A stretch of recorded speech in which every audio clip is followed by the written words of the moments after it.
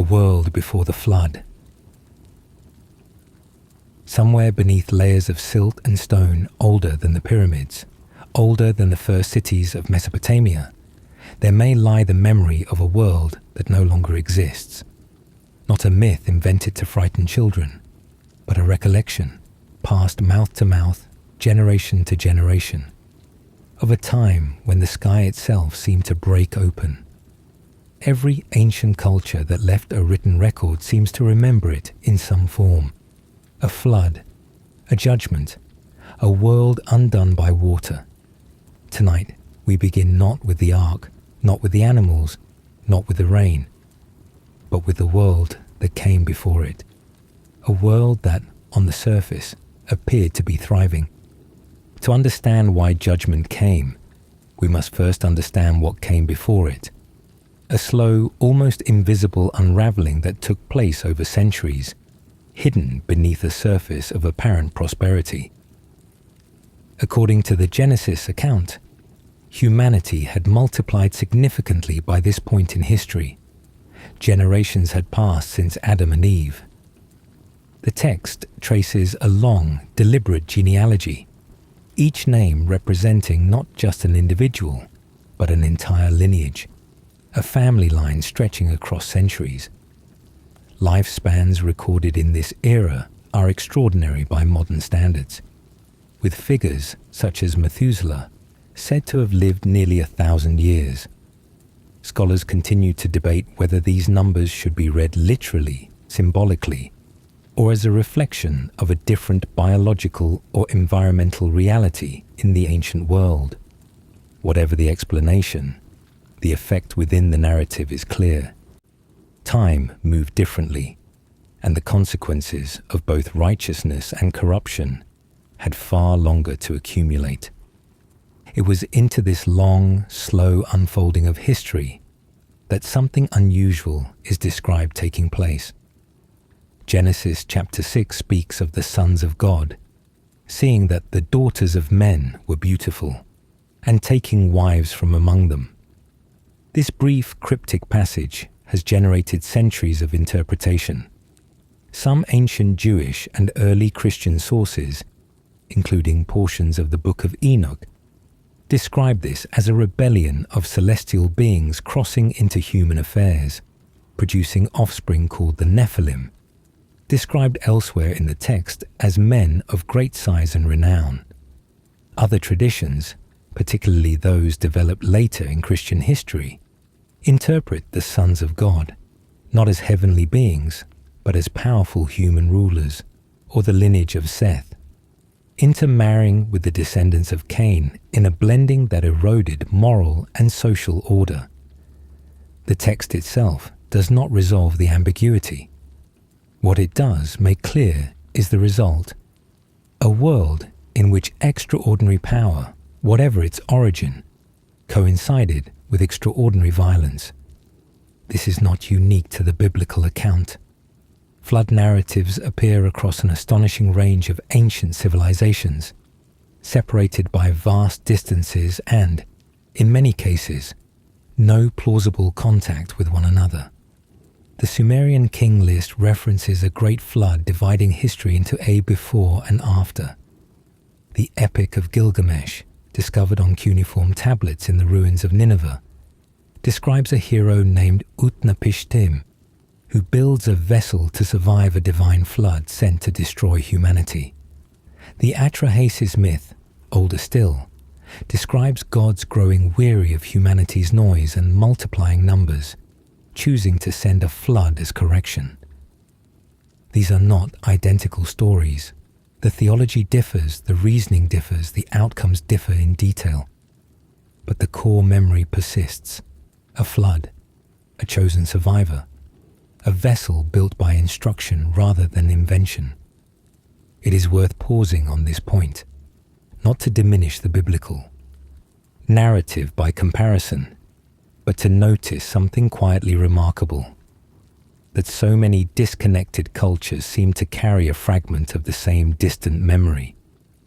Whatever its precise historical shape, the Genesis narrative frames the deterioration of this world not primarily as a technological or political collapse, but as a moral one. The earth was filled with violence, the text says, and all flesh had corrupted their way upon the earth. This is a broad, almost atmospheric description, not the story of a single villain or a single crime, but of a pervasive condition spreading through an entire civilization. Violence, in this context, is not limited to warfare or bloodshed in the modern sense. It suggests injustice, exploitation, the abandonment of restraint at every level of society. A world where strength had replaced fairness and desire had replaced conscience. It is here, in this description of a corrupted world, that the narrative offers one of its most striking and often overlooked details. Genesis states that the Lord saw that the wickedness of man was great in the earth, and that every imagination of the thoughts of his heart was only evil continually. And then remarkably, it adds, it grieved him at his heart, not simply anger, not simply judgment issued from a distance. Grief.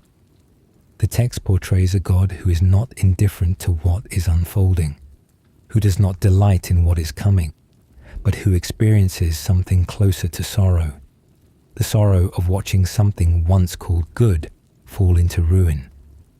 This detail matters because it reframes everything that follows. The flood, in this reading, is not the story of an angry deity lashing out at a world that irritated him. It is the story of a moral universe reaching a breaking point after, by the text's own implication, long forbearance. The genealogies, the extended lifespans, the slow drift of generations away from whatever moral clarity existed at the beginning, all of it suggests judgment as a last resort, not a first response. Ancient Jewish commentary, particularly within later rabbinic tradition, frequently emphasizes this point, that God's patience extended across generations before the flood, giving humanity ample opportunity to turn back. The flood, in this framing, is less a sudden eruption of wrath and more the final page of a very long book. Into this deteriorating world, the text introduces a single figure who stands apart. Noah found grace in the eyes of the Lord, Genesis states, immediately following the description of humanity's corruption. The contrast is deliberate and stark. A world consumed by violence, and one man described remarkably as righteous within it. The text calls him a just man and perfect in his generations, someone who walked with God. This phrase, walked with God, echoes an earlier figure, Enoch, described in almost identical terms a few generations prior. It suggests not simply moral behavior in isolation, but a sustained, ongoing relationship, the kind of quiet, consistent orientation toward the divine that stands in sharp relief against a backdrop of collapse. We know relatively little about Noah's early life from the biblical text itself. He is introduced primarily through his genealogy, the son of Lamech, a descendant of Seth, born into the 10th generation from Adam. His name, in Hebrew, is often associated with the word for rest or comfort, and his father Lamech is recorded as saying, at his birth, that this child would bring relief from the toil and labor caused by the ground which the Lord had cursed.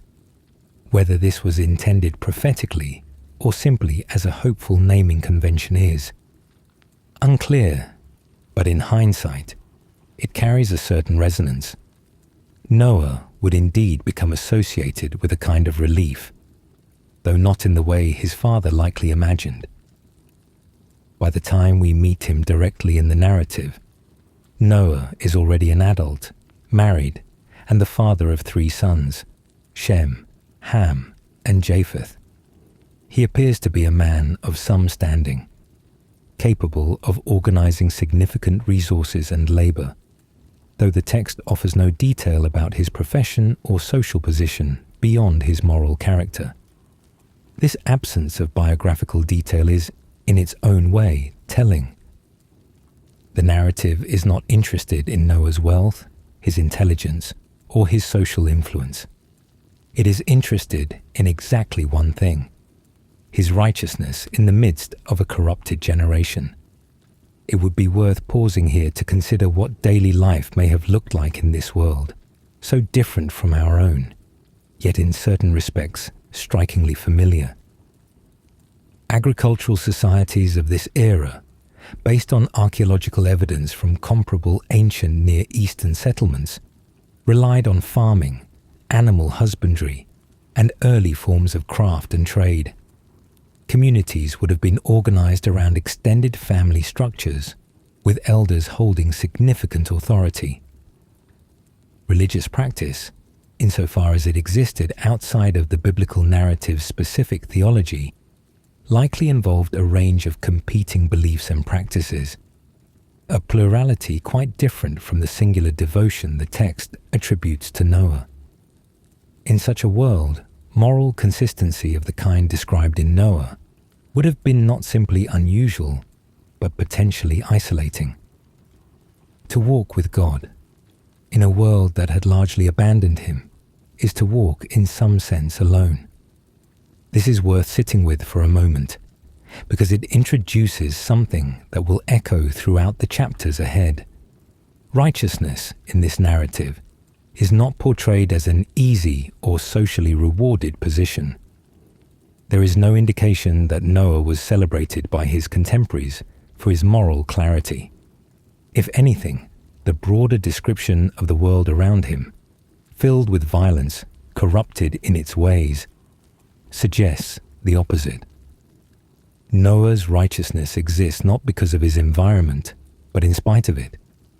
This quiet, unglamorous persistence, a man simply continuing to walk with God while an entire civilization drifts elsewhere, lays important groundwork for what is about to be asked of him.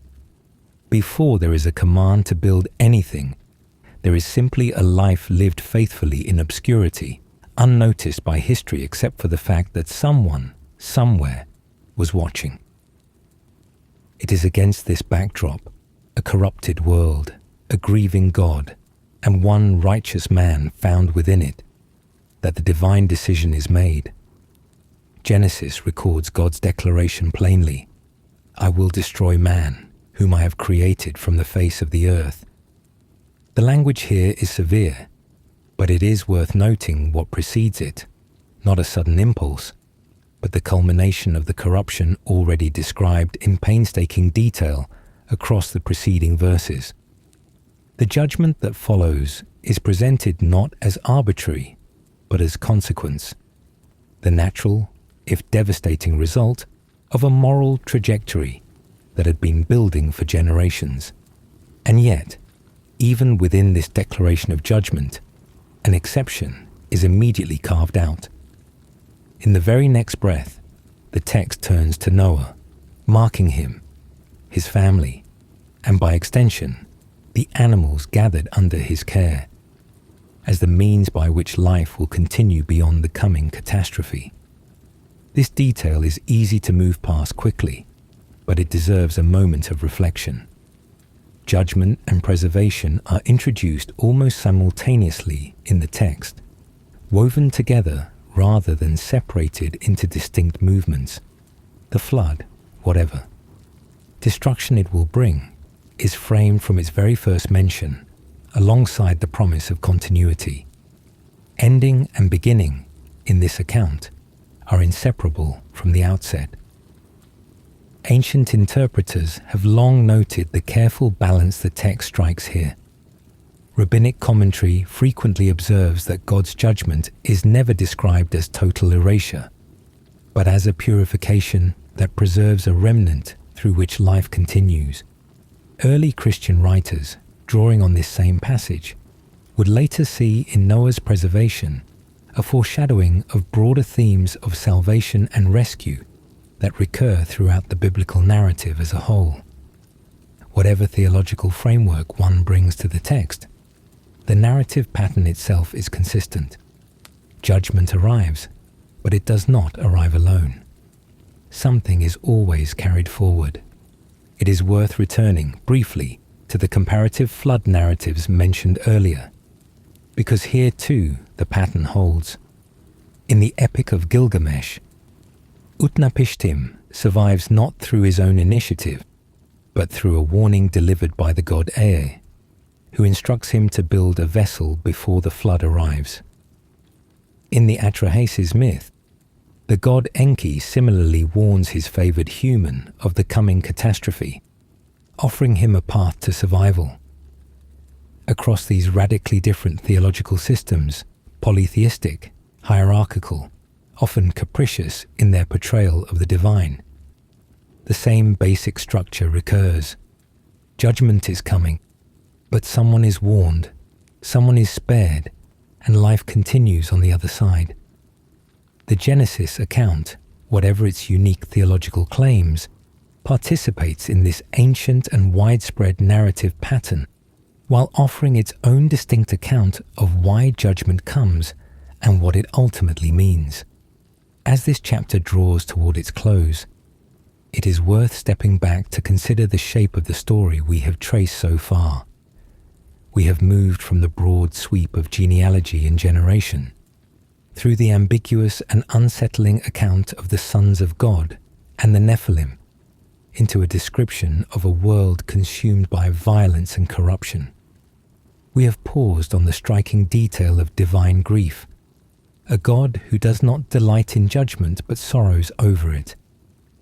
And we have been introduced quietly and without fanfare to a single righteous man living faithfully within a corrupted age. No command has yet been given. No ark has yet been built. What we have witnessed in this opening chapter is simply the slow accumulating weight of a world drifting away from its original design, and the quiet, unremarked presence of one family that had not drifted with it. There is something instructive in this pacing, even before the central drama of the story begins. It suggests that righteousness is rarely built in a single dramatic moment. It is built, instead, across long stretches of ordinary time. Generation after generation, decision after decision, largely unnoticed by the surrounding world, until the moment history calls upon it. Noah's righteousness was not manufactured in response to the coming flood. It preceded it quietly, for years, perhaps decades, before any instruction was given. Whatever is about to be asked of him will not be asked of a stranger to faithfulness, but of a man already accustomed to walking a path others had abandoned. As we leave this opening chapter, the world remains for now unchanged on its surface, still populated, still moving through its daily rhythms of harvest and family and trade, unaware of what is approaching. Somewhere within it, one man continues to walk quietly along a different path than those around him, not yet knowing that his ordinary faithfulness is about to be tested in a way no one before him had ever faced. It is here, in the space between a corrupted world and a coming command, that our story truly begins, not with thunder, not with rain, but with silence, and one man found faithful within it. Somewhere beneath a sky that had never once produced rain, a man stood listening to instructions that made no sense at all. There was no cloud on the horizon, no memory in living history of water falling from above, no precedent for what he was being asked to prepare for. And yet, according to the ancient account, he began to listen, not because the evidence demanded it, but because something else entirely was at work. This is the story of a command that could not be verified, and a man who chose to trust it anyway. To understand the weight of what Noah was asked to do, it helps to first understand the world he inhabited. A world where the very concept of a global flood may have been almost unimaginable. Some ancient Jewish traditions suggest that prior to the flood, The Earth's atmosphere may have functioned differently than it does today, with rainfall either absent or exceedingly rare. The ground instead watered by mist, dew, or subterranean sources. Genesis itself notes earlier in its narrative that the Lord had not caused it to rain upon the earth, describing an early watering system involving a mist that rose from the ground. Whether this describes a literal absence of rainfall throughout Noah's era, or simply reflects the limited experience of a localized region, remains a matter of scholarly debate. What is not in dispute is the plain implication of the narrative. Noah was being asked to prepare for a phenomenon that, as far as the text suggests, had no observable precedent in human memory. It is within this context that God's instruction arrives, described in Genesis chapter 6, with striking specificity. "Make thee an ark of gopher wood," the text reads, followed by precise measurements, 300 cubits in length, 50 in width, 30 in height. Using a common ancient cubit of roughly 18 inches, this would translate to a vessel approximately 450 feet long, 75 feet wide, and 45 feet high. A structure comparable in length to a modern cargo ship, and far larger than anything known to have existed in ancient Near Eastern shipbuilding of that era. The instructions continue with remarkable detail. Rooms to be built within, a door in the side, a window near the roof, and a coating of pitch applied within and without to ensure watertightness. This was not a vague suggestion toward general preparedness. It was a precise architectural blueprint, delivered to a man with no known experience in large-scale naval construction.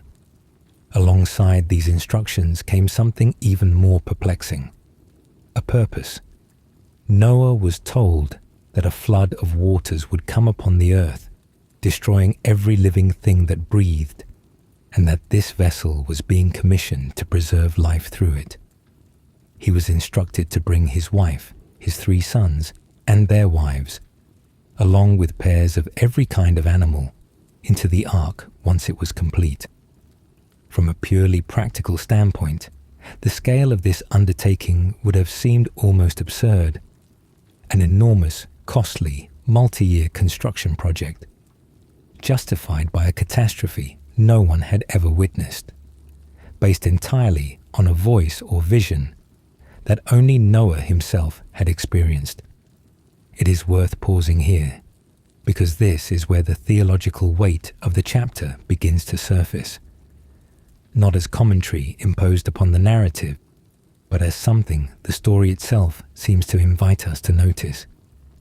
The New Testament book of Hebrews, written many centuries later, reflects on this very moment with a phrase that has echoed through theological discussion ever since. By faith Noah, being warned of God concerning things not seen as yet, moved with fear, prepared an ark to the saving of his house. The phrase, "things not seen as yet," is doing significant work in this sentence. It is not describing faith as blind hope, disconnected from reason. It is describing a specific kind of trust, one placed in a reality that has been announced, but not yet demonstrated. Noah wasn't asked to believe in a flood he could observe evidence for. He was asked to act on a warning about something entirely outside his direct experience, and to do so with enough conviction to reorganize the remainder of his life around it. This distinction matters because faith of this kind is fundamentally different from confidence built on visible proof. It would have been, in some sense, easier had God shown Noah storm clouds gathering on a distant horizon, or some early sign of rising waters somewhere in the world. Instead, according to the narrative, the instruction came first, entirely disconnected from any observable confirmation. The building would have to begin under a clear sky, in a world functioning exactly as it always had, with no external validation of any kind. Whatever assurance Noah possessed, it came not from evidence gathered externally, but from trust placed internally, a trust in the reliability of the one who had spoken, rather than in any confirming sign from the world around him. It is useful, at this point, to consider how unusual this would have appeared to anyone observing from outside. We can imagine, without stretching the text, the reaction of neighbors, extended family, or passers-by encountering a man of apparent means and reputation beginning to gather timber for what would eventually become an enormous vessel, built nowhere near any sea. Ancient Jewish tradition, particularly within later rabbinic literature, imagines this period as one filled with mockery and skepticism directed toward Noah, his neighbors reportedly asking why he was building a boat so far from water, and for what conceivable purpose. Whether or not these specific traditions reflect precise historical memory, they capture something true to the internal logic of the story. A righteous man acting on private conviction in full view of a public that had no reason to share his certainty. This raises a question worth sitting with, not to resolve dramatically, but simply to notice. What does it mean to trust something you cannot yet see confirmed? Modern life is saturated with verification, data, forecasts, historical precedent, the reassurance of prior example. Noah's situation offered none of this. He was, in effect, being asked to build an entire section of his life on the strength of a single communicated instruction, with the passage of years the only proof that would eventually arrive. And even then, the proof would not come gradually, easing him into confirmation. It would come suddenly, and only once the building itself was long finished. There is a quiet parallel here worth drawing gently without overstating it. Elsewhere in the biblical narrative, a similar pattern surfaces with the figure of Abraham, called generations later to leave his homeland for a destination not yet revealed to him. In both cases, the instruction precedes the evidence. In both cases, the individual is asked to reorient an entire life around a promise whose fulfillment lies somewhere in an unconfirmed future. This recurring structure, command first, confirmation later, appears throughout the wider biblical narrative as a defining shape of what these ancient texts consistently describe as faith. It is not a singular emotional state, but a repeated pattern of trust preceding proof. Returning to Noah's specific situation, the text offers very little insight into his internal experience during this period. There is no recorded prayer of doubt, no expressed hesitation, no negotiation with the divine voice issuing these instructions. This silence is notable, particularly when compared to other biblical figures who respond to divine instruction with visible questioning. Moses at the burning bush, Gideon before the angel, Sarah's private laughter at a promise she found difficult to believe. Noah, by contrast, is described taking action with no recorded internal resistance. Genesis simply states, plainly and without elaboration, that Noah did according to all that God commanded him, so did he. The repetition in this phrasing, a structure common in ancient Hebrew narrative for emphasis, underscores the completeness of his response. This does not necessarily mean Noah experienced no internal uncertainty. The text's silence on this point leaves room for imagination, and it would be reasonable to assume that a man asked to undertake something this vast, this costly, and this socially isolating experienced at least some measure of private doubt along the way. What the narrative chooses to record, however, is not his emotional interior, but his consistent external action. Whatever uncertainty may have existed privately, it did not prevent him from beginning and continuing the work he had been instructed to do. It is worth introducing, briefly, some of the broader family context surrounding this moment. Noah's 3 sons, Shem, Ham, and Japheth, are named specifically in the text as part of the household that would ultimately board the ark. Later, Jewish and Christian tradition offers various elaborations on their characters and roles, though the biblical text itself provides little detail beyond their names, and the fact that they, along with their wives, would join Noah in this undertaking.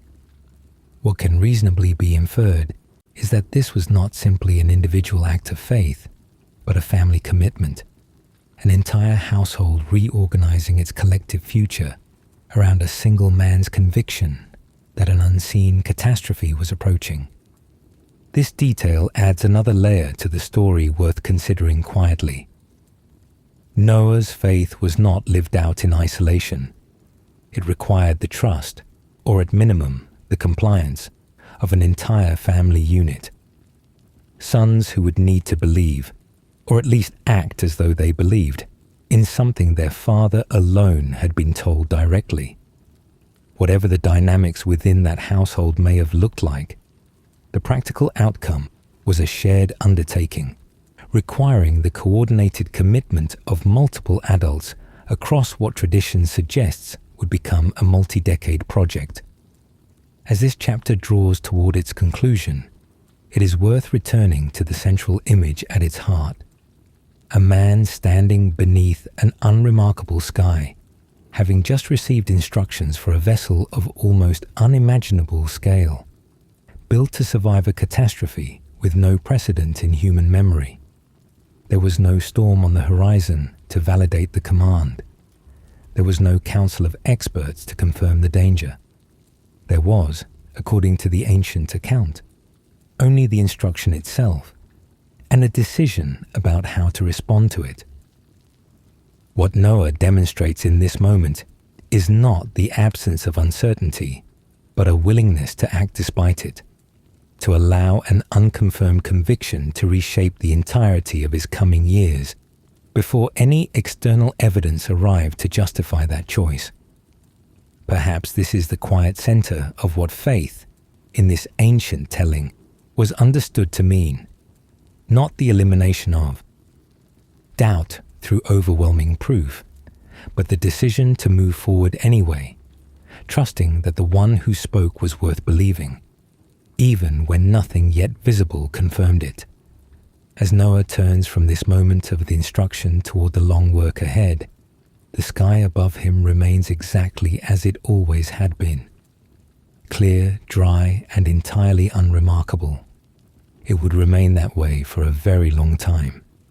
What begins here quietly and without fanfare is not the flood itself, but the long, slow, unglamorous labor of building something enormous for a reason no one else could yet see. That labor, stretching across decades rather than days, is where our story turns next.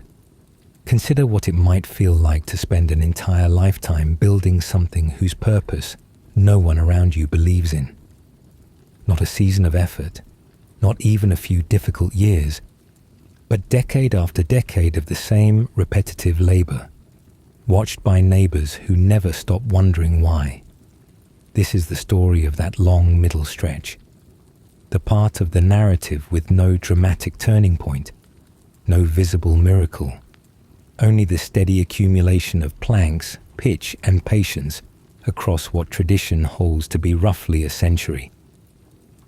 To understand the scale of what Noah undertook, it helps to consider the timeline the biblical text provides, even in its brevity.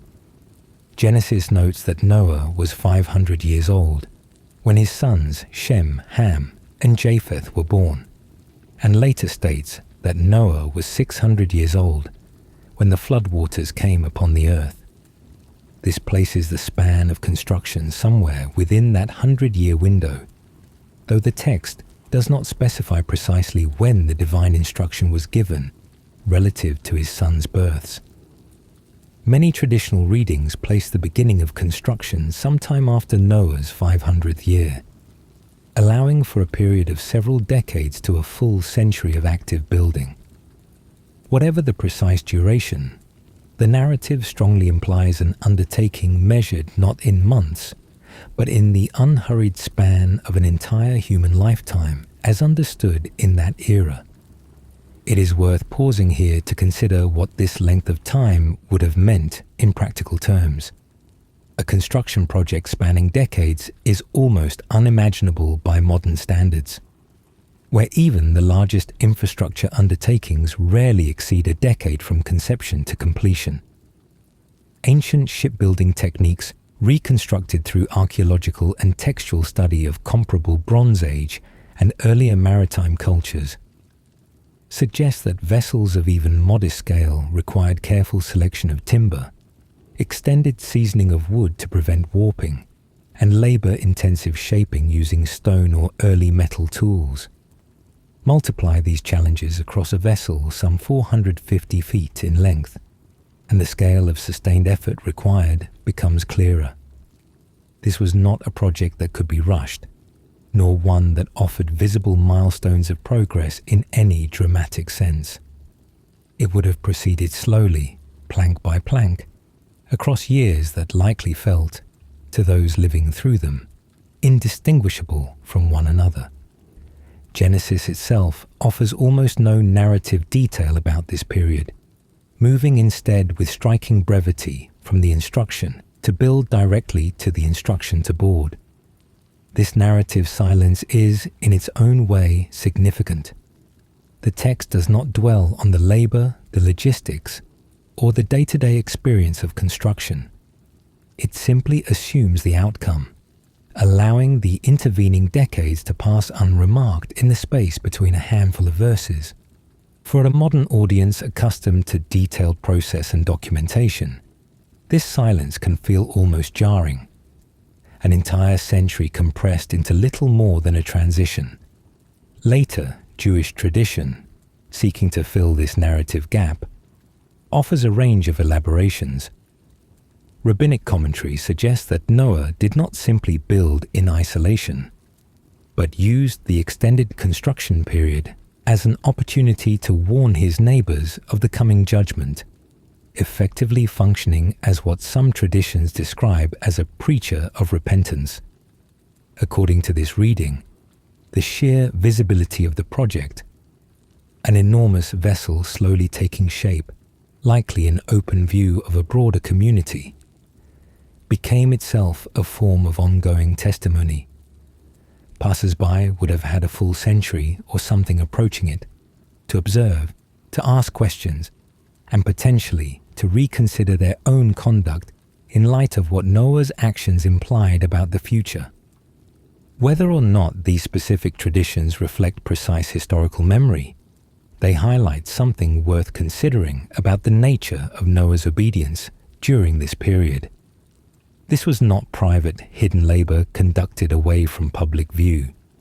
It was, by necessity, an intensely visible undertaking, likely subject to decades of observation, speculation, and very possibly ridicule from a surrounding society that had no reason to share Noah's convictions.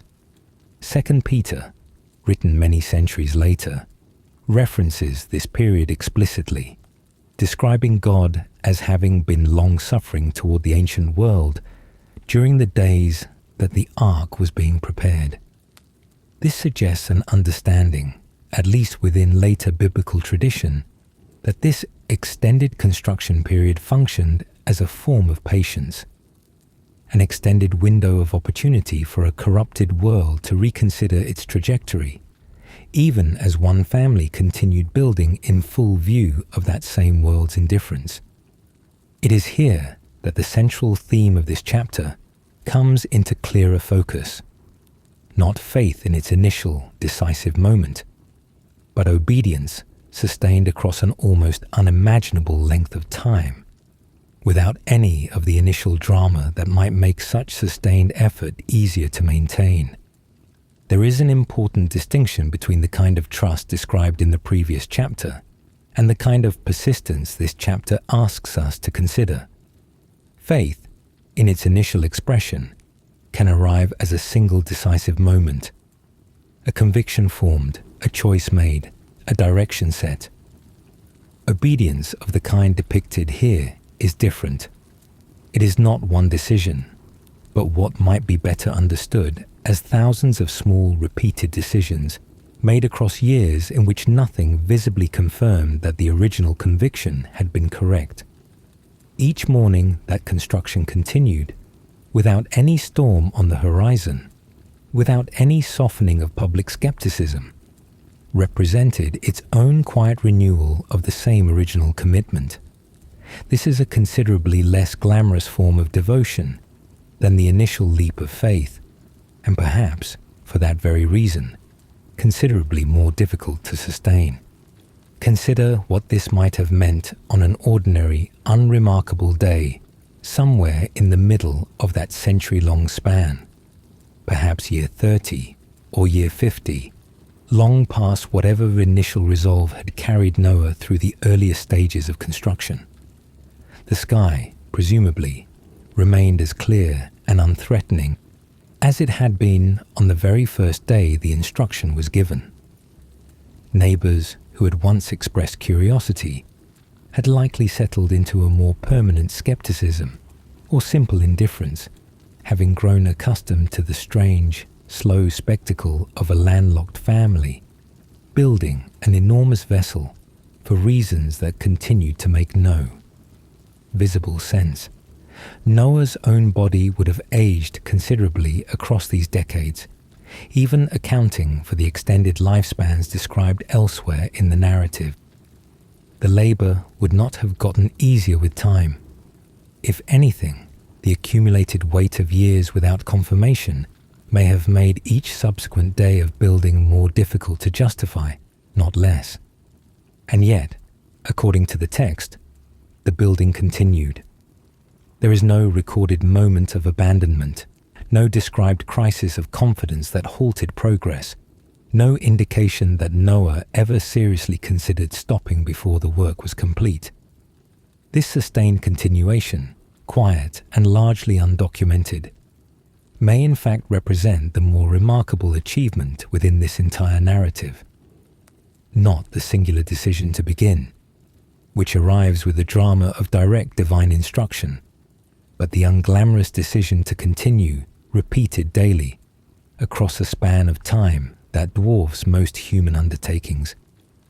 This pattern of sustained obedience without external validation echoes throughout other portions of the biblical narrative, though rarely with such an extended timeline attached to it. Later biblical tradition would come to view this period of Noah's life as emblematic of a particular kind of righteousness, not the righteousness of a single dramatic act, but the righteousness of consistent, quiet fidelity across ordinary time. It is a form of devotion that produces very little in the way of compelling narrative detail, precisely because its defining feature is repetition rather than variation. Each day looked, in all likelihood, remarkably similar to the day before it. The obedience lay not in any singular heroic gesture, but in the simple refusal to stop. While the biblical text remains largely silent on the specific mechanics of construction, some modern researchers and engineers have taken interest in reconstructing what such a project might have practically required. Estimates regarding timber quantities for a vessel of the ark's described dimensions suggest the need for enormous quantities of wood.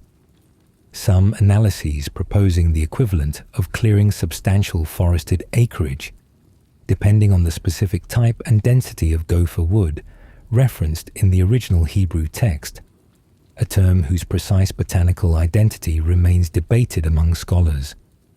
The labor required to fell, transport, shape, and assemble timber at this scale, using tools available in this ancient period, would have necessitated either an unusually large household workforce, external hired labor, or some combination of both, though the text itself provides no specific detail on this logistical question.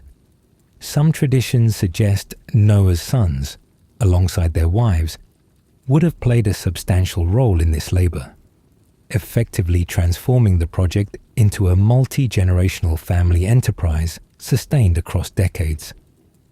This detail, speculative as it remains, adds a layer of relational texture to the otherwise sparse narrative.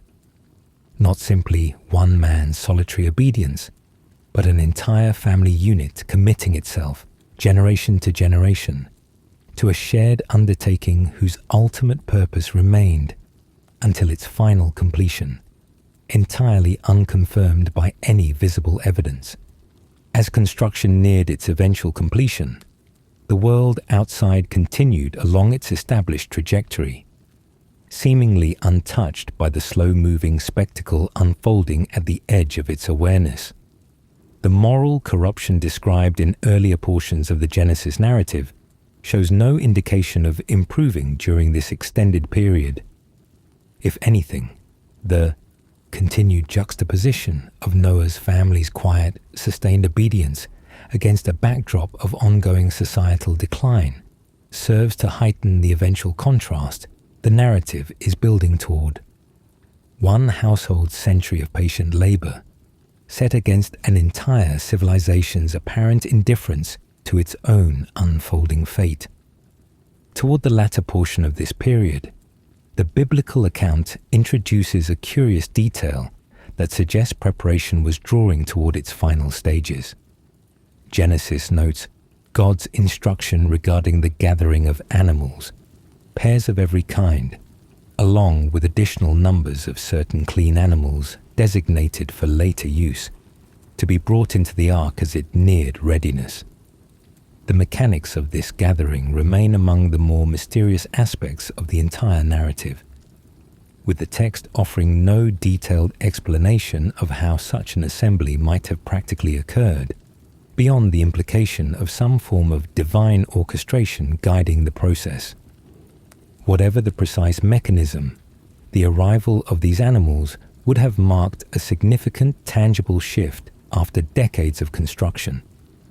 The first visible sign, perhaps, that this long undertaking was approaching its conclusion. It is worth reflecting, as this chapter draws toward its close, on what this century of quiet, repetitive labor ultimately represents within the larger arc of the story. If the previous chapter centered on the singular, decisive moment of trusting an unseen warning, this chapter has traced something quieter and, in certain respects, more demanding. The sustained willingness to continue acting on that trust across a span of time long enough for the original conviction to be tested not by dramatic crisis, but by simple, accumulated fatigue. There is a particular kind of endurance required to remain faithful to an instruction that offers no interim confirmation, no partial reward, no visible sign of progress toward the promised outcome beyond the physical vessel itself, slowly taking shape. Perhaps this is the quiet lesson embedded within this long, unremarkable stretch of the narrative. That obedience, in its truest and most demanding form, is rarely a single dramatic gesture, but 1,000 small returns to the same task, sustained long after the initial motivation might reasonably have faded. As the final planks are set into place, and the great vessel stands complete after its long century of construction, the world outside remains, for now, exactly as it always has been. Dry, ordinary, and entirely unaware of how close it now stands to a transformation it never saw coming. There is a particular kind of silence that settles over a threshold just before it closes for the last time. A stillness that precedes an ending no one inside or outside can yet fully comprehend. In this moment, an enormous wooden vessel stands complete, its great door open, animals arriving from every direction in a manner no one has ever seen before or since. And soon, that door will close, not by the hand of the man who built it, but by something else entirely. This is the story of the final preparations before the flood, and the strange, quiet moment when protection was sealed shut from beyond. To understand this chapter properly, we return to where the previous one left off.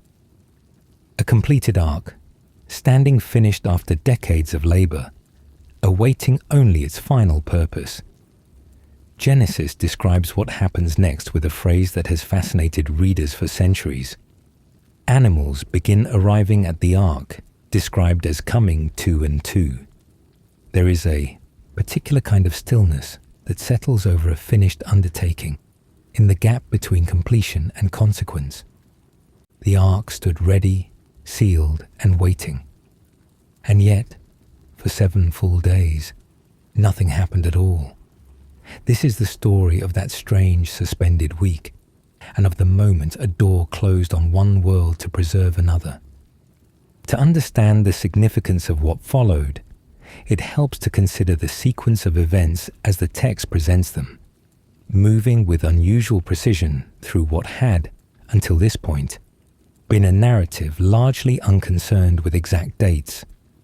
Genesis records that animals began arriving at the ark in pairs, as previously instructed, along with additional numbers of certain species designated for future use.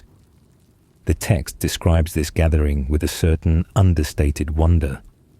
Creatures of every kind, following some unexplained instinct or divine orchestration, converging upon a single location, without apparent coercion or difficulty. Ancient commentators have long noted the almost dreamlike quality of this detail, the ordinary rules of animal behavior seemingly suspended in service of a larger coordinated purpose. Whatever the precise mechanism behind this gathering, the effect within the narrative is striking. The wild, scattered creation of the natural world, ordinarily governed by instinct and territory, arriving in orderly procession toward a single point of refuge. Once gathered, the text specifies with unusual precision that Noah, his wife, his 3 sons, and their wives entered the ark. 8 people in total, according to the traditional reckoning, stepping into a vessel built across the better part of a century, now finally called upon to serve its intended purpose. Genesis notes that Noah was 600 years old on the specific day this boarding occurred, one of the few precise chronological markers offered anywhere in this portion of the narrative. The specificity here is worth noting. After decades of relatively vague temporal description, the text suddenly narrows its focus to a single identifiable day. The second month, the 17th day, according to the chronology it provides. What follows this precise moment of boarding is, perhaps, one of the more curious and under-examined details within the entire flood narrative. The text states plainly that 7 days passed between the sealing of the ark and the actual beginning of the flood. For an entire week, Noah, his family, and every gathered animal remained inside a completed vessel, waiting, with no indication given as to why this particular delay was necessary, or what those 7 days were meant to accomplish. It is worth pausing on this detail, because it resists easy explanation and offers instead a quiet, almost meditative space within an otherwise fast-moving narrative. Some traditional commentary suggests these 7 days functioned as a final period of mourning, granted even amid impending judgment, or alternatively as one last opportunity for repentance extended to a world that had already been given a century of warning through the visible construction itself. Other interpretations focus less on theological purpose and more on practical necessity. The settling of animals into their designated spaces, the final securing of provisions, the last adjustments required before a vessel of this magnitude could be considered truly ready for what awaited it. The text itself offers no explicit explanation. leaving this week suspended in a kind of narrative silence, neither fully explained nor entirely without weight. Whatever its purpose, this waiting period introduces an important dimension to the story that deserves attention. The ark's completion did not immediately trigger the flood. There was no direct causal chain from finished construction to falling rain. Instead, an unexplained gap intervened, 7 days of stillness, 7 days in which everything remained suspended between preparation and consequence. This detail quietly reinforces something the narrative has suggested throughout, that timing here belongs entirely to a will beyond Noah's own. He did not determine when the flood would begin, any more than he had determined when the instruction to build would first arrive. His role, consistently throughout this story, has been one of response rather than initiation. He builds when told to build. He boards when told to board. And he waits, for however long is required, without the narrative suggesting any impatience or protest on his part. It is at the conclusion of this 7-day period that Genesis records one of the most theologically significant details in the entire flood account, delivered with remarkable brevity. And the Lord shut him in, the text states, immediately following the description of the animals and family entering the vessel. 4 words, in most English translations, carrying an enormous weight of meaning. Consider what this small detail implies. Noah does not seal the door himself. The text does not describe him securing the entrance, checking its integrity, or taking any independent action to ensure the vessel's protection from the coming waters. Instead, agency shifts entirely, in this single moment, to the divine.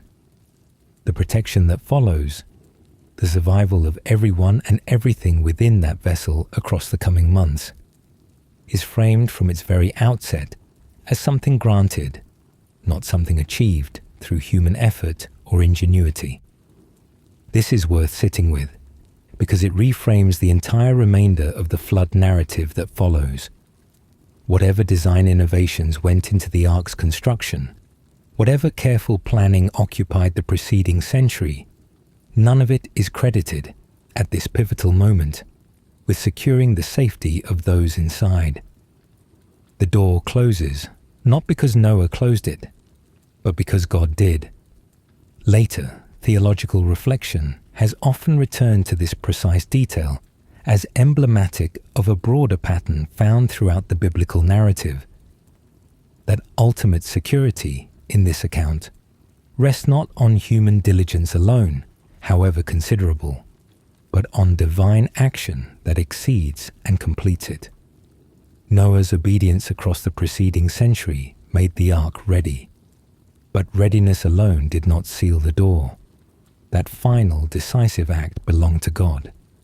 There is something quietly significant in the placement of this detail immediately before the flood itself begins.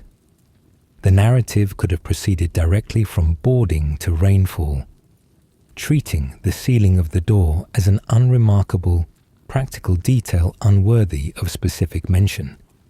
Instead, the text pauses deliberately to attribute this action explicitly to divine agency, before turning to describe the catastrophe about to unfold.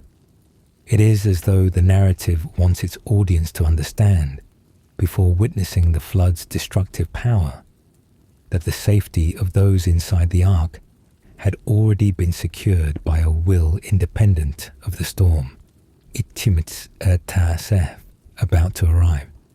With this detail established, the narrative shifts decisively into the flood's onset itself. Genesis describes the event with language suggesting a catastrophe of extraordinary, almost geological scale.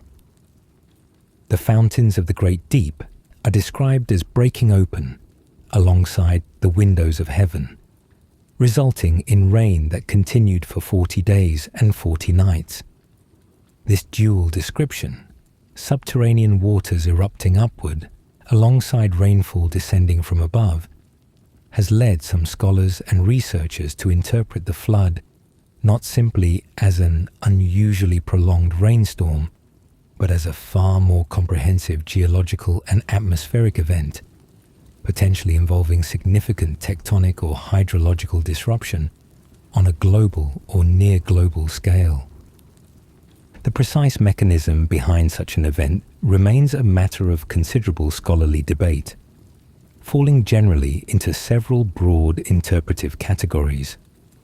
Young Earth creationist researchers have proposed various catastrophist models, including theories involving rapid tectonic movement or the release of subterranean water reservoirs, seeking to explain the flood as a literal, global, geologically transformative event within a relatively young timeframe for the Earth's history. Old Earth and more strictly naturalistic researchers, by contrast, often point toward regional flooding events in ancient Mesopotamia, potentially linked to the confluence of the Tigris and Euphrates rivers, or to broader climatic shifts following the last glacial period. As a more geologically plausible origin for the flood traditions preserved across multiple ancient Near Eastern cultures, this documentary does not attempt to resolve this ongoing scholarly debate, noting only that the question of the flood's precise physical scale and mechanism remains genuinely contested among researchers approaching the text from differing methodological and theological starting points. What the text itself emphasizes, regardless of the precise mechanism involved, is the totality of the resulting devastation. Genesis describes waters rising until they covered all the high hills that were under the whole heaven, with every living thing outside the ark ultimately perishing in the flood's wake. The narrative does not linger extensively on the specific experience of those outside the vessel, offering instead a broad, almost panoramic description of a world being entirely reshaped by rising water. This restraint is notable. The text could have offered detailed, dramatic accounts of destruction and loss. Instead, it maintains a certain narrative distance, focusing its attention primarily on what was happening within the ark, rather than dwelling extensively on the catastrophe unfolding beyond its walls. Within this broader description of devastation, the text offers one further detail worth particular attention. As the floodwaters increased, the ark is described as being lifted, floating free from the ground for the first time since its construction began. This moment marks a significant transition within the narrative's physical geography. For the entirety of its construction, the ark had remained fixed, immovable, rooted to whatever specific location its builders had chosen. Now, with the rising waters beneath it, it becomes entirely mobile, carried by forces its occupants could neither generate nor control. This transition deserves a moment of quiet reflection, because it marks an important shift in the nature of the protection this story is describing. Until this point, Noah's obedience had involved active, sustained labor, building, gathering, preparing, across the span of a full century. From this moment forward, that active labor effectively ends. The ark, once afloat, could not be steered, adjusted, or directed by any effort from within it. Its occupants had done everything within their power to prepare for this moment. But the moment itself, once arrived, placed them entirely at the mercy of forces beyond their influence or control. It is here that the central theme of this chapter reaches its clearest expression. The protection Noah and his family were about to experience across the coming months was not something they could actively maintain through continued effort or ingenuity. It had already been secured in that quiet, easily overlooked detail from earlier in the chapter. The door that God, not Noah, had sealed. Everything that followed would unfold according to a sovereignty entirely outside their own hands. There is is something worth considering in the emotional texture of this moment, without overstating it dramatically. To feel a vessel lift free from solid ground, entering water for the first time, after a century of construction grounded firmly in dry earth, must have represented an experience of profound and disorienting transition. Whatever confidence Noah's family carried into this moment would have been tested immediately by an entirely new form of vulnerability. No longer builders shaping their own protection through labor, but passengers dependent entirely on a vessel's integrity and a door already sealed by a hand not their own. As the waters continued rising around them, covering the world their family had known for 600 years, the ark drifted forward into an entirely new phase of the narrative, one defined not by construction, but by endurance, not by active labor, but by patient trust in a protection already secured before the rains had even begun to fall. Perhaps this is the quiet truth this chapter leaves us with, that the safety Noah's family experienced across the coming months was never a product of their own continued effort, but a gift already given, sealed shut before the first drop of rain had fallen. The ark now floats free, carried across a world transformed beyond recognition, its occupants left to wait, in near total silence, for whatever comes next. Picture a vessel adrift on water stretching in every direction, with no coastline, no landmark, and no mechanism on board capable of steering it anywhere at all. For nearly 5 months, this was the reality inside the ark. Not a dramatic rescue mission actively navigated towards safety, but a long, quiet drift, entirely subject to forces beyond anyone's control. This is the story of that extended waiting, and of what it meant to trust a vessel that was never built to be steered. To understand the scale of this waiting period, it helps to return to the chronology the Genesis text provides with unusual care. The floodwaters are described as prevailing upon the earth for 150 days, a figure distinct from the initial 40 days and nights of rainfall described in the previous chapter. This means that the rain itself, dramatic and catastrophic as it was, accounted for only a fraction of the total time the ark spent afloat. The remaining months involved no falling rain at all, only the slow, gradual behavior of water that had already covered the earth, neither rising further nor yet beginning to recede in any noticeable way. For those inside the ark, this would have meant an extended stretch of time in which very little appeared to change from one day to the next. A vast, featureless expanse of water surrounding a vessel with no ability to alter its own course. It is worth pausing here to consider what daily life might have looked like across these months. Even though the biblical text itself offers almost no direct description of this period, we are left largely to reconstruct, through reasonable inference and comparison, with later maritime and confinement experiences, what such an extended voyage may have practically involved. Feeding the assembled animals alone would have represented an enormous logistical undertaking. Estimates regarding the number of species and individual animals housed within the ark vary considerably, depending on the interpretive framework, with some researchers proposing figures in the thousands when accounting for distinct kinds, rather than every individual species known today.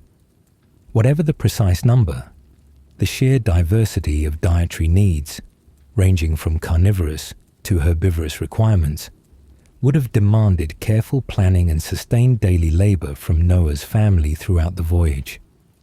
Waste management, ventilation, and the general maintenance of a wooden vessel carrying this much life across many months would similarly have required constant, unglamorous attention.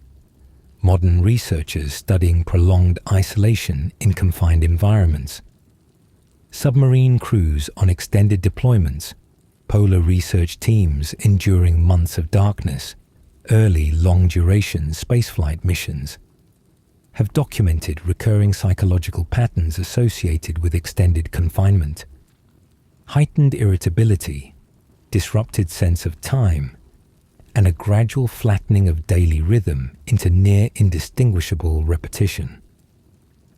While these modern comparisons cannot be applied directly to Noah's specific ancient experience, they offer a useful frame for imagining the internal texture of those months.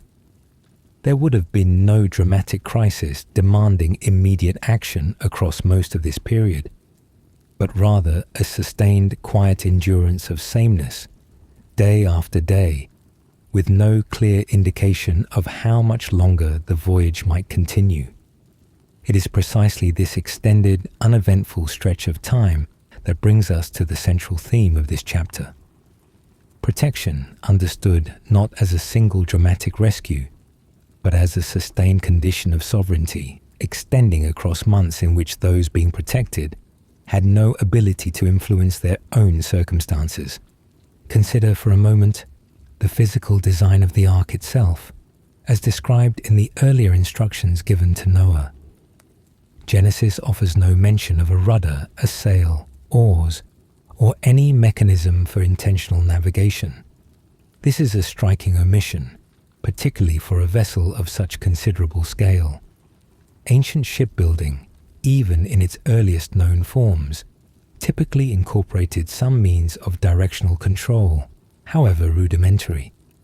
The ark's absence of any such feature suggests, quite plainly, that it was never intended to be steered by human effort. Its function was to float, to endure, and to protect those inside, not to be actively navigated toward any particular destination by its occupants. This detail deserves a moment of quiet reflection, because it reframes the nature of the safety being described throughout this portion of the narrative. Noah's family could not choose which direction the ark drifted. They could not adjust course to avoid hazards, seek out landmarks, or hasten their own arrival toward dry ground. Every aspect of their movement across these 150 days remained entirely outside their own influence. Whatever safety they experienced was not a product of skillful navigation, but of the vessel's fundamental design, built not for control, but for endurance under a protection secured before the voyage had even begun.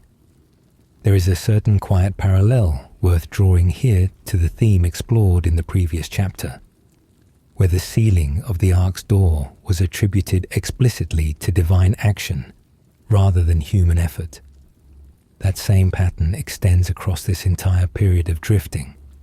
If the door's sealing represented a single decisive moment of divine protection, the months of rudderless drifting represent that same protection sustained continuously, day after day, without any need for renewal or reinforcement from those inside. The safety secured at the very beginning of the flood simply continued, uninterrupted, across the entirety of this long, uneventful voyage. This is perhaps a more difficult form of trust to sustain than the initial, dramatic decision to board the ark in the first place. Dramatic moments of decision carry their own kind of clarity, a single choice, made once, with immediate consequence.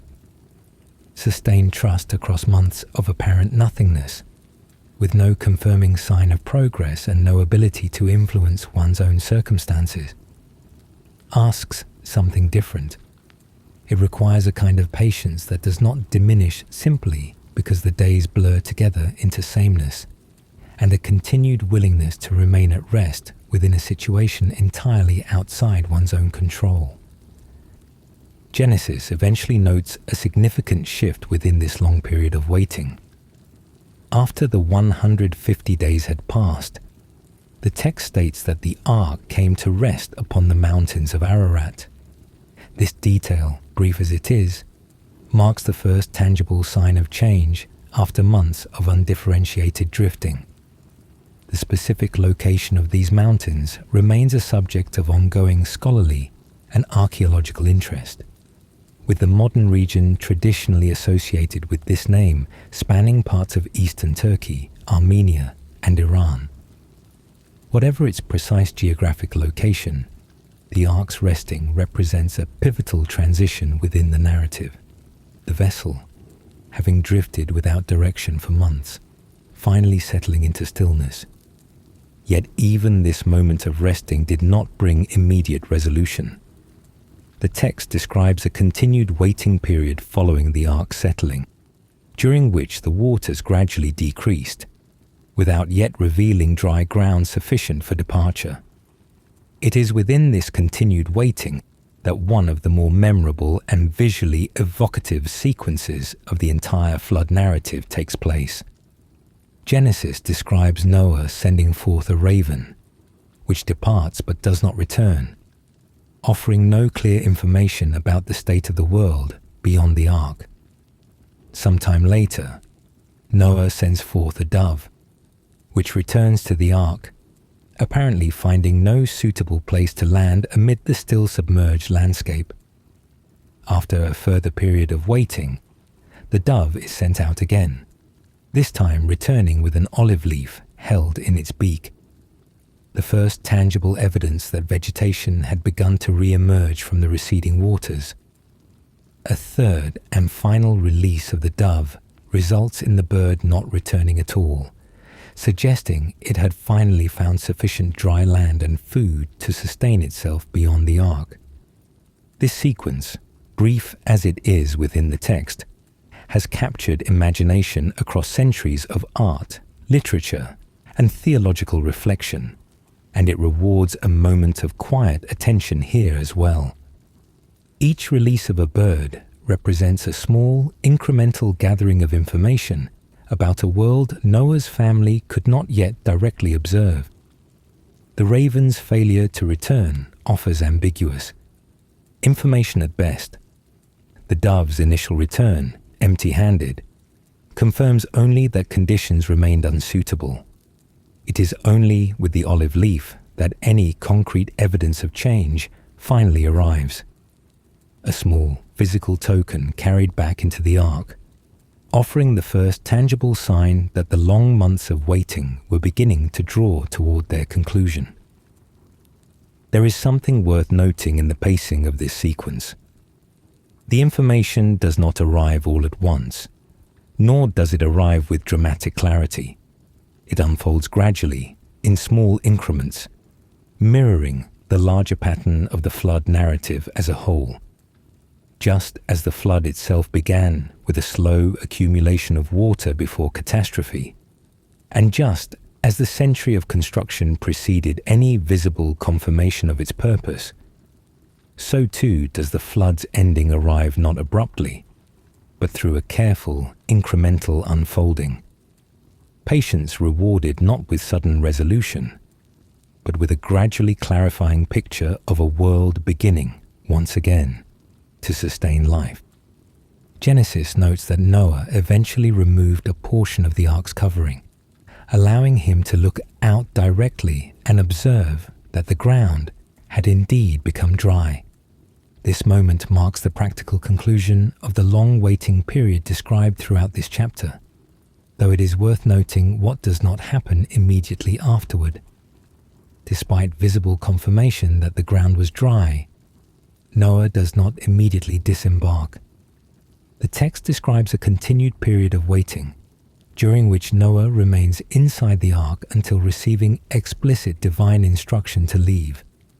This final detail deserves particular attention because it reinforces the central theme this chapter has traced throughout. Even with visible evidence available, dry ground, confirmed directly through his own observation, Noah continues to wait for explicit permission rather than acting independently on what he could now see for himself. This suggests something important about the nature of the protection and patience this narrative has been describing. It was never simply about waiting for physical conditions to become favorable. It was about remaining within a posture of continued trust, allowing the timing of release to belong to the same sovereignty that had determined the timing of the flood's arrival in the first place. As this long chapter of drifting, resting, and careful waiting draws toward its conclusion, it is worth reflecting on what this extended, largely uneventful period ultimately reveals about the nature of divine protection as this narrative understands it. It is not protection defined by dramatic intervention at every turn, but by quiet, sustained sovereignty extending across long stretches of apparent stillness. The ark's rudderless design, its inability to be steered or controlled by human effort, stands as a quiet, physical embodiment of this same truth. Safety, throughout this entire voyage, was never a product of skillful human navigation. It was a condition sustained continuously by a will entirely outside the vessel's own occupants, from the sealing of the door through every mile of aimless drifting, until the moment dry ground finally reappeared. Perhaps this is the quiet resonance this chapter leaves behind, that the vessel which carried them safely through catastrophe was never meant to be steered by human hands, and its safe arrival depended entirely on a sovereignty that required no assistance to fulfill its purpose. The ground now dry beneath a settled ark, Noah and his family wait still, poised at the threshold between judgment now past and a new beginning not yet spoken into being. Imagine stepping onto solid ground for the first time in over a year, after everything you once knew had been erased by water, and wondering what kind of world now awaits you. This is the final movement of Noah's story. Not the drama of survival, but the quieter, more enduring question of what comes after judgment has passed. It begins with an altar, and it ends with a promise written across the sky. To understand this closing chapter properly, we return to the moment where the previous one left off. Noah, his family, and every gathered animal, finally receiving the long-awaited instruction to leave the ark. Genesis records this moment with a formality befitting its significance. God speaks directly to Noah, instructing him to come out of the ark along with his wife, his sons, and their wives, and to bring forth every living creature that had sheltered with them, that they might breed and multiply upon the earth. This instruction mirrors, almost precisely, the original command to board the ark many months earlier, creating a deliberate narrative symmetry. The same voice that had once called this family into shelter now calls them back out into a transformed world. The text notes that Noah complied exactly as instructed, disembarking with his entire household and the full complement of animals that had survived the flood alongside them. What follows this moment of departure is, perhaps, one of the more understated yet significant details within the entire narrative. Before any description of rebuilding, resettlement, or practical concern for survival in this altered landscape, the text records a single, deliberate act. Noah builds an altar to the Lord and offers burnt offerings upon it, drawn from among the clean animals and birds that had traveled with him. This is worth pausing on, because of what it reveals about the priorities embedded within this narrative's conclusion. Noah's very first recorded action upon re-entering a habitable world is not one of self-preservation or practical planning, but of worship, a direct expression of gratitude offered before any other concern is addressed. This detail carries a certain quiet dignity worth sitting with for a moment. After a century of construction, months of confinement, and the complete destruction of the world he had once known, Noah's first act upon returning to dry land was not to survey the damage, assess remaining resources, or begin the enormous task of rebuilding a life from almost nothing. It was to pause and to acknowledge, through ritual sacrifice, whatever debt of gratitude he understood himself to carry. Later Jewish and Christian tradition has often highlighted this moment as emblematic of a particular kind of righteousness, one oriented first toward acknowledgement and thanksgiving, even in circumstances that might understandably prioritize more immediate practical concerns. Genesis describes God's response to this offering in language notable for its warmth and its shift in tone from the judgment that had characterized the flood's onset. The text states that the Lord smelled a sweet savor, and said in his heart that he would not again curse the ground for man's sake, acknowledging that the imagination of man's heart remained inclined toward evil, yet committing nonetheless to a different posture going forward. This is a striking admission within the text itself. The underlying condition that had provoked the flood in the first place, humanity's persistent moral corruption, is not described as having been resolved or eliminated through the judgment that had just occurred. The text is remarkably candid on this point. Humanity remains flawed, even after judgment, even after a fresh start granted to a righteous remnant. And yet, despite this acknowledged continuity of human imperfection, a different divine response is promised for the future. This tension deserves careful reflection, because it introduces the central theme of this final chapter with unusual clarity. If the flood represented judgment in response to accumulated corruption, what follows is not a guarantee that such corruption will cease, but rather a covenant, a binding promise extended despite the persistence of human flaw, rather than in response to its resolution. This distinction matters considerably. The covenant about to be described is not offered as a reward for humanity having become sufficiently righteous to deserve it. It is offered, according to the text's own framing, even while acknowledging that human hearts remain inclined toward the same patterns that had provoked judgment in the first place. Genesis proceeds to describe God's blessing upon Noah and his sons, echoing language used at the very beginning of creation itself. They are told to be fruitful and multiply, and to replenish the earth. This deliberate echo of the original creation blessing, given to Adam and Eve at the world's beginning, suggests something significant about how this narrative understands the flood's aftermath. This is not simply survival or a continuation of the previous world in diminished form. It is framed quite deliberately as a kind of new beginning, a fresh start bearing intentional resemblance to the world's original founding.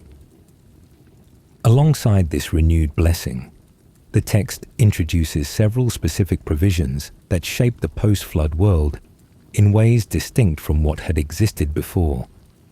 Humanity is granted authority over the animal kingdom in language, suggesting a degree of fear and dread, now characterizing that relationship, a shift from whatever dynamic may have existed previously. Dietary permissions are expanded explicitly to include the flesh of animals, alongside the plant-based diet that had characterized humanity's provision since creation, though this permission comes with a specific prohibition against consuming blood, understood within the text as representing the life force of the animal itself.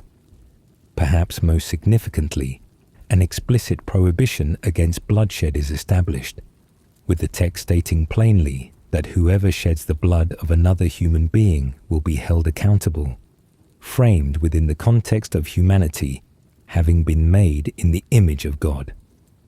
This final provision deserves particular attention because it represents one of the earliest explicit ethical frameworks recorded within the biblical narrative. Ancient Jewish tradition has often pointed to this passage, along with its surrounding provisions, as constituting what later rabbinic thought would term the Noahide laws, a set of foundational ethical obligations understood to apply not merely to Noah's immediate descendants, but to all of humanity moving forward, given that every subsequent human being traces lineage back through this same family. whether or not one accepts this later rabbinic systematization in its fullest form, the underlying observation holds true within the text itself. A new moral and social order is being established here, addressing questions of violence, justice, and the sanctity of human life in ways the narrative had not previously articulated with this degree of explicit clarity. It is within this broader context of renewed blessing and ethical instruction that the covenant itself is formally introduced. Genesis records God stating explicitly that this covenant is established not only with Noah, but with his descendants, and remarkably, with every living creature that had traveled with him aboard the ark. This scope deserves attention. The covenant is not framed as a narrow agreement between two specific parties, but as an expansive commitment extending across all of subsequent creation. Every bird, every cattle, every beast of the earth, alongside humanity itself. The specific content of this covenant is stated plainly. Never again would all flesh be cut off by the waters of a flood, and never again would a flood destroy the earth in the manner just witnessed. This is worth sitting with for a moment, because of what it represents within the larger arc of the story.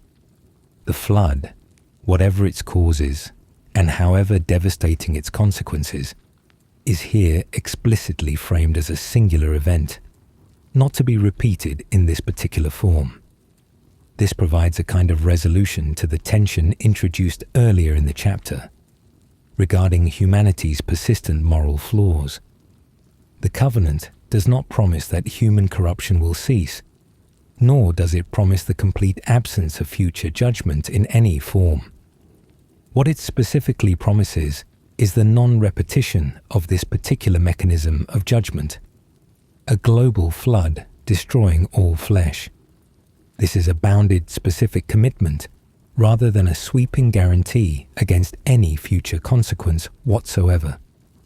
As a sign of this covenant, God introduces the rainbow, describing it explicitly as a token of the agreement being established, visible in the clouds whenever they gather over the earth.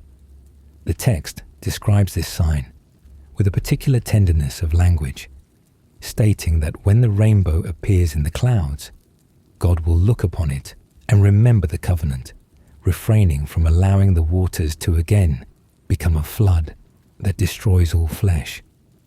This detail is worth examining carefully because of its unusual framing. The rainbow is described not simply as a reminder for humanity, prompting recollection of the covenant on their part, but explicitly as something God himself will look upon and remember. This is a striking anthropomorphic detail, suggesting a covenant sign oriented at least as much toward divine remembrance as toward human reassurance. Some ancient and modern commentators have found in this detail a particularly moving theological suggestion, that the covenant sign exists not merely to comfort a fearful humanity anxious about future judgment, but to serve as a kind of self-binding commitment on the part of the divine, a visible reminder woven into the natural world itself of a promise that will not be revoked. Whether or not one accepts every dimension of this interpretation, the underlying narrative detail remains striking in its own right. A natural phenomenon produced by the ordinary interaction of light and moisture within the atmosphere is here imbued with covenantal significance, transformed from a simple meteorological occurrence into a perpetual sign spanning the entirety of subsequent human history. There is something worth reflecting on here regarding the nature of covenant as this narrative presents it, distinct from the themes explored in previous chapters. Faith, as we saw earlier, involved trusting an unseen future before any confirming evidence arrived. Obedience involved sustained action across a long, uncertain interval, absent of external validation. Protection involved a sovereignty exercised independently of human effort or navigation. Covenant, by contrast, involves something forward-facing and relational, not simply a completed act of rescue, but an ongoing commitment extending across all. Subsequent time, sealed with a visible, recurring sign intended to outlast the immediate participants in the story itself. This distinction matters because it shapes how the flood narrative as a whole is meant to be understood in its conclusion. The story does not end simply with survival, nor even with gratitude expressed through sacrifice. It ends with an explicit, binding promise, extending forward across generations who would never directly witness the flood itself, yet who would inherit both its warning and its covenant sign each time a rainbow appeared following rain. In this sense, the covenant transforms a singular historical catastrophe into an ongoing theological framework, carried forward not through continued retelling alone, but through a recurring natural phenomenon, woven permanently into the fabric of the created world. It would be incomplete, however, to conclude this chapter without addressing a detail that follows shortly after the covenant's establishment, one that introduces a note of sobering realism into what might otherwise read as an unambiguously triumphant conclusion. Genesis records that Noah, sometime after these events, planted a vineyard and eventually became drunk from its wine, resulting in an incident involving his son Ham that led to a complicated pronouncement of blessing and cursing upon Noah's respective descendants. The specific details of this episode remain subject to considerable scholarly debate regarding their precise meaning and implications. What matters for our purposes here is not the resolution of that particular scholarly debate, but the simple observation of what this episode's inclusion accomplishes within the broader narrative. Immediately following the establishment of a covenant explicitly grounded in acknowledgement of humanity's persistent moral imperfection, the text offers a direct, unflinching illustration of exactly that imperfection, manifesting even within the righteous family specifically chosen to carry humanity's future forward. Noah, the man described earlier as righteous and blameless in his generation, is shown here in a moment of very human weakness and consequence. This detail prevents the narrative's conclusion from settling into an artificially simplistic resolution. The flood eliminated a corrupted world, but it didn't eliminate corruption itself as an ongoing feature of human experience. Even Noah, chosen specifically for his righteousness, remained a flawed human being, capable of failure even after having witnessed and survived history's most dramatic act of divine judgment. This honesty, uncomfortable as it may be, serves an important narrative function. It ensures that the covenant established earlier in this chapter is understood correctly, not as a reward granted because humanity had finally become sufficiently good to deserve it, but as an unconditional commitment extended despite an honestly acknowledged ongoing capacity for failure. Genesis concludes this portion of the narrative with a brief genealogical accounting, tracing the descendants of Noah's 3 sons across subsequent generations, eventually leading toward the broader dispersal of humanity across the earth that would characterize the chapters immediately following. This genealogical detail, sparse as it is, serves an important structural function within the larger biblical narrative. It connects the specific, localized story of Noah's family back to the universal scope of humanity as a whole, suggesting that everyone alive in the subsequent narrative, and by extension, according to the text's own internal logic, every human being living today traces lineage back through this same small family who once stepped off a wooden vessel onto freshly dried ground. As we draw this final chapter and this entire series toward its quiet conclusion, it is worth reflecting on the complete arc traced across these 6 chapters. We began with a world consumed by corruption, and a God described not as indifferent, but as grieving over what that corruption had produced. We witnessed one man asked to trust an unseen warning, and his quiet decision to build accordingly. We traced a century of unglamorous, repetitive labor, sustained without external confirmation, across an almost unimaginable span of ordinary time. We observed a door sealed not by human hands, but by divine will, and months of aimless drifting aboard a vessel never designed to be steered by those it carried. And now, finally, we have witnessed judgment give way to covenant, a promise extended not because humanity had earned it, but because something beyond human merit had chosen to extend it regardless. Perhaps this is the resonant note this entire series leaves us with, as we close this long and ancient story. Judgment in this narrative was never the final word. It was always, from its very first mention, accompanied by the quiet promise of what would come after it. A remnant preserved, a covenant established, a sign set permanently into the sky, ensuring that even the memory of catastrophe would forever be paired with the memory of restoration.